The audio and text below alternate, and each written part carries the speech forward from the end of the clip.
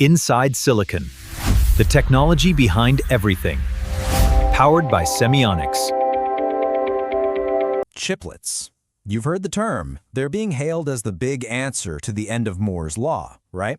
The whole idea is incredible.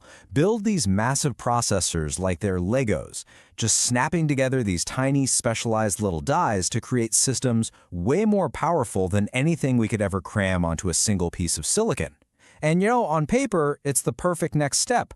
But in the real world, in the trenches of silicon design, there's a problem. So if chiplets are so great, why do some of these super advanced designs seem to, struggle?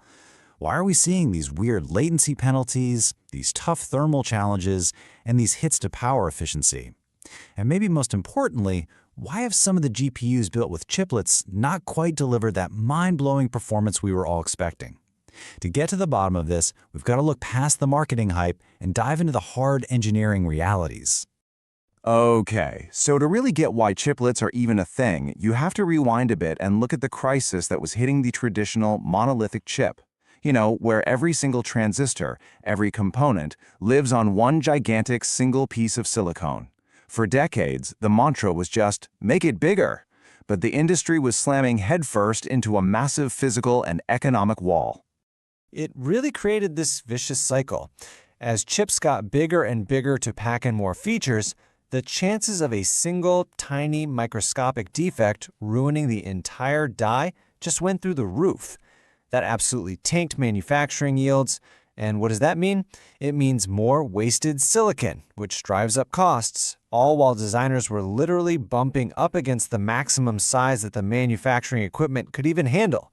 It was just this unsustainable loop, and it was grinding progress to a halt.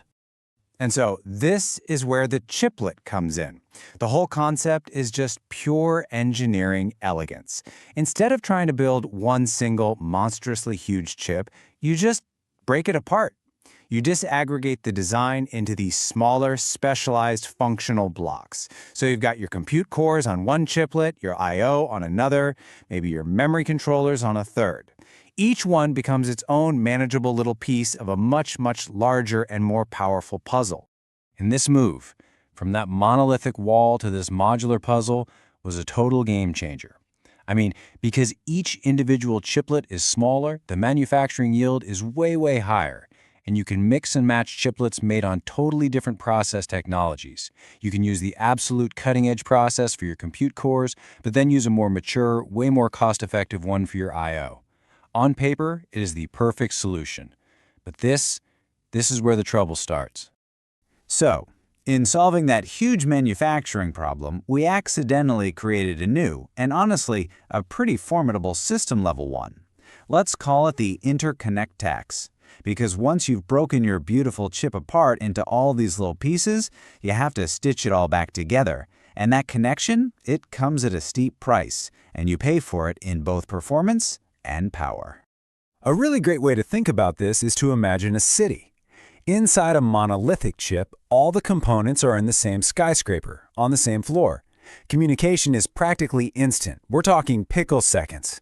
But with chiplets, those same components are now in totally separate buildings, scattered across town. So for them to talk to each other, a message has to leave one building, travel across physical streets and bridges, and enter another one.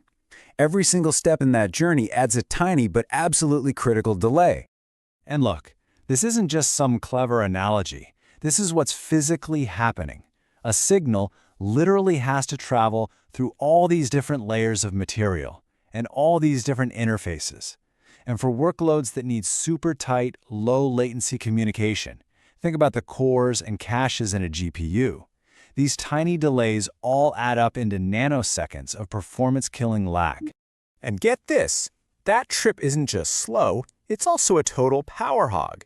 To reliably blast signals between these chiplets at incredibly high speeds, you need this whole extra suite of circuitry. Things like PHYs, SerDes, clock logic. All of these components burn power that, in a monolithic chip, you just wouldn't even need.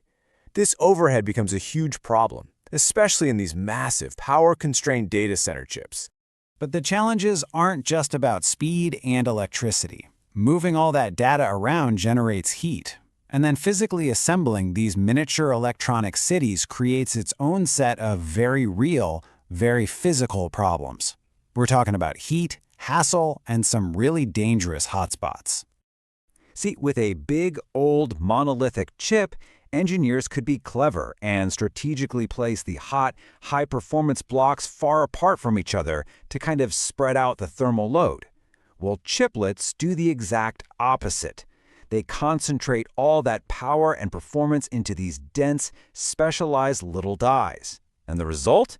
You create these intense, localized thermal hotspots that can literally force the chip to slow down, to throttle itself, just to keep from cooking itself.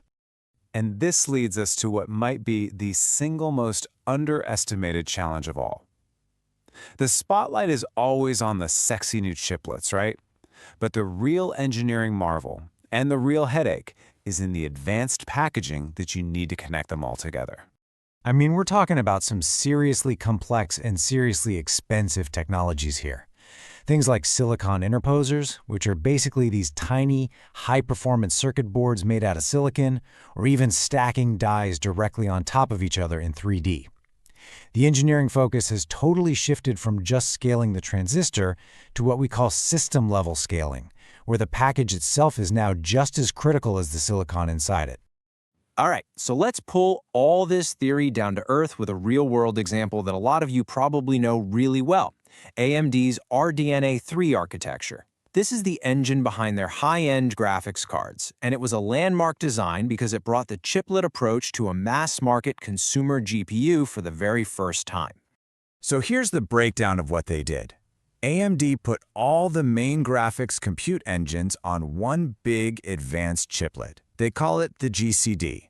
Then, they took the critical infinity cache and the memory controllers and moved them off onto several smaller, separate chiplets called MCDs.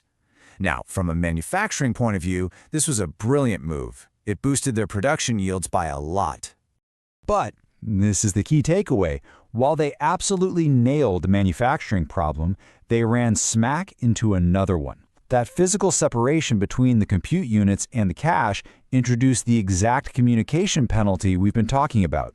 GPU workloads are totally dependent on extremely fast, super low latency access between compute and cache. Splitting them apart made keeping that performance a monumental architectural challenge. It proved that you can't just slice up a complex processor and expect it to work perfectly without some major consequences. And really, that's what this all boils down to. We have to kind of reframe how we see this technology. Chiplets aren't a failure, not at all, but they certainly are not magic. What they represent is a new, a really complex, and a really powerful set of engineering trade-offs. So we have to separate the myth from the reality. The myth is that chiplets are this simple, plug-and-play solution that just makes all the scaling problems go away. The reality is that for every problem they solve, they introduce a new, complex, system-level challenge that requires incredibly deep engineering and optimization to overcome. It all comes down to this delicate balancing act, right? You gain way better manufacturing yields, but you pay a tax in interconnect latency. You can finally build chips bigger than was ever possible before, but you take on all this extra power overhead. You get the incredible flexibility of mixing and matching different technologies, but you have to solve for thermal hotspots and this mind-bending packaging complexity. Now, the good news is the industry is absolutely charging ahead to solve these problems. We're seeing the rise of open standards like UCIe, that's the Universal Chiplet Interconnect Express, and it's designed to create a common language so all chiplets can talk to each other. And just over the horizon, we see these game-changing technologies like silicon photonics, which promises to use light instead of electricity for communication, which could potentially just smash these bottlenecks entirely. Ultimately, the story of chiplets forces us to step back and ask a much bigger question. For 50 years, progress in computing was defined by a single metric: just shrink the transistor. But now, the game is changing. The future of computing might not belong to whoever can build the smallest component, but to whoever can most intelligently integrate all those components into a cohesive, powerful, and efficient system. And that, well, That is a far more interesting challenge. Inside silicon, the technology behind everything. Powered by Semiconductor.